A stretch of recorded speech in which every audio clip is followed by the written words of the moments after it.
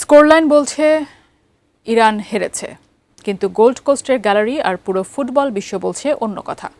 যেখানে ইরান জুড়ে যুদ্ধের আতঙ্ক, সেখানে অস্ট্রেলিয়ার সবুজ গালিচায় ইরানের মেয়েদের ফুটবল খেলতে পারাটাই যেন বড় জয়।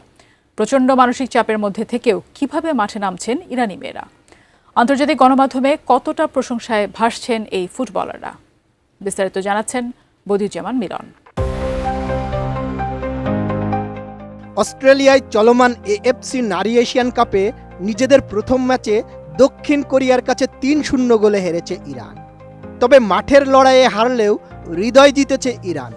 দলটি এমন এক সময়ে অস্ট্রেলিয়ায় খেলতে গেছে যখন তাদের নিজ দেশে যুদ্ধের দামামা বাজছে এবং বিমান হামলা হচ্ছে।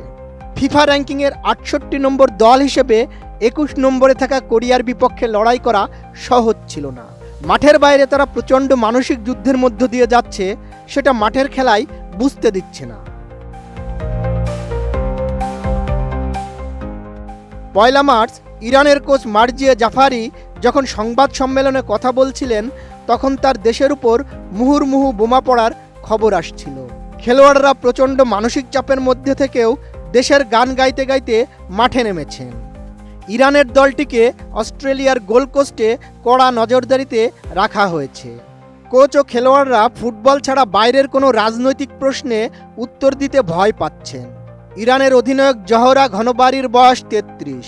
তার স্বপ্ন কোরিয়া বা অস্ট্রেলিয়ার মতো পরাশক্তিদের বিপক্ষে শুধু লড়াই করা নয়, বরং ২০২৭ ব্রাজিল বিশ্বকাপের টিকিট নিশ্চিত করা। তার এই দীর্ঘ সংগ্রাম এবং ক্যারিয়ারের পড়ন্ত বিকেলে বিশ্বকাপের স্বপ্নও অসাধারণ।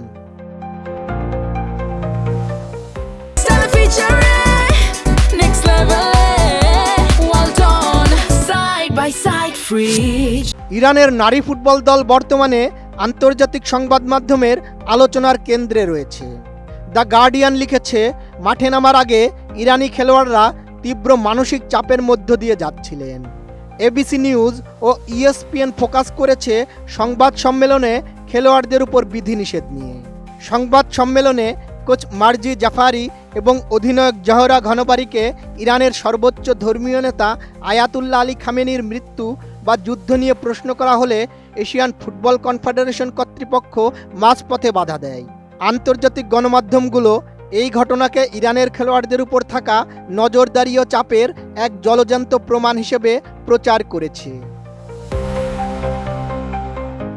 বিবিসি তাদের ফিচারে তুলে ধরেছে যে মধ্যপ্রাচ্যে যুদ্ধাবস্থা এবং ইরানের উপর মার্কিন ইসরায়েলি হামলার ছায়ায় অস্ট্রেলিয়ার গোল্ড কোস্টে কিভাবে এই দলটি ফুটবল অনুশীলনে মনোযোগ দেওয়ার চেষ্টা করছে।